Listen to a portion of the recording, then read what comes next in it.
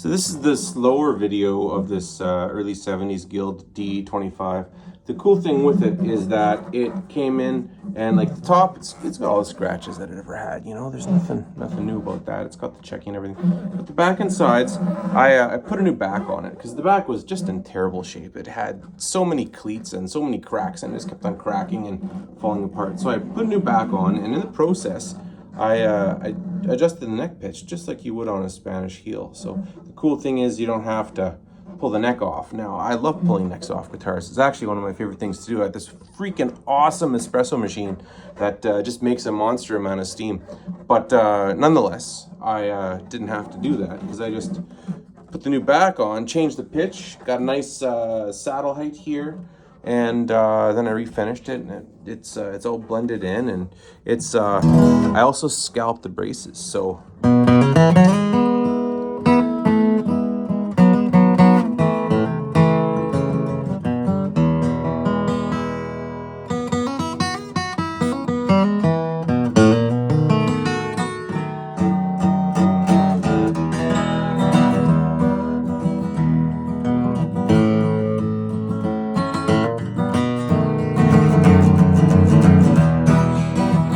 the cool thing is when you scallop the braces, so often you can open up the low end. You get a little more low end rumble, and it lets the mid ranges jump a little bit more. It's not as though like I'm taking off tons of material to the point where it's going to just explode. Like this is like calculated. I've been able to measure a bunch of really nice old vintage Martins, and that's kind of my favorite sort of benchmark for dimensions is the old Martins. The like, you know, the early 40s, early 50s Martins. And then, of course, there's one that I got, and it's got scallop braces.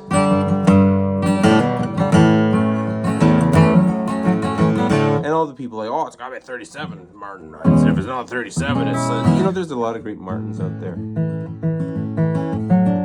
a lot of bad ones.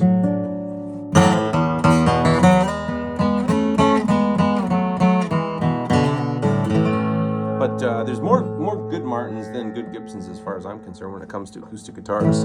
But Guilds.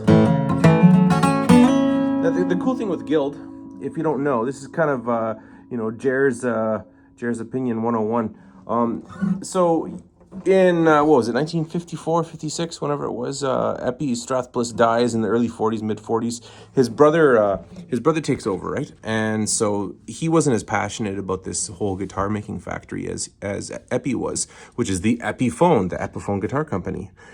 And so Gibson wanted the Epiphone plant because of the upright bass manufacturing division, and they had a pretty good reputation. Like the old bannerhead Gibsons on the headstock said only a banner. The old bannerhead Gibsons, the headstocks would say only a Gibson is good enough. And then right away, Epiphone's slogan for their advertising campaign was, when good enough isn't good enough. And that's the cool thing. Like Epiphones were actually, back in the day, the higher end brand. And when the employees that were working in the New York factory for Epiphone had the option to move to Kalamazoo, if they didn't want to move to Kalamazoo, they were still like, you know, skilled tradespeople, and they wanted to stick around with their families in New York. So what they did is they started the Guild, and the Guild was like a lot of the original Epiphone employees. And so this old Guild, it's you know, it's well past, this is like, you know, 20 years later, but it's a good chance that this was actually built by some of the employees from the Epiphone factory. And I've always found that the Guilds are overbuilt a little bit, but they're really well-made guitars. And if you scalp the braces, the voicing,